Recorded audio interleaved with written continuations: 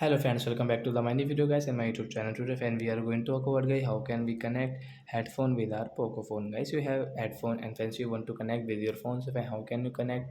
Today I will show you in this video guys. So before starting video friend, first of all you can subscribe the channel guys, click the bell icon and like my video. So friends, now let's see how to connect headphone with Poco phone. Friend, first of all open your phone setting.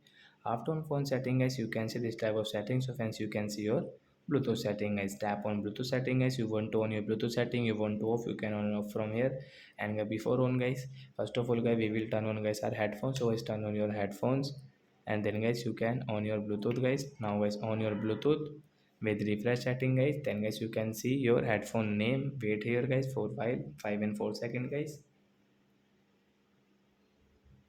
Then as you can see your headphone name, so I have guys this BT headphone guys. I will tap here too, and I guess you can see notification guys. Tap here, then it will connect using connected battery percent 20 and guys active. So guys you can use your headphone now. So like that guys, you can connect your headphone with your Poco phone. So that's it guys, thanks for watching the video, bye guys.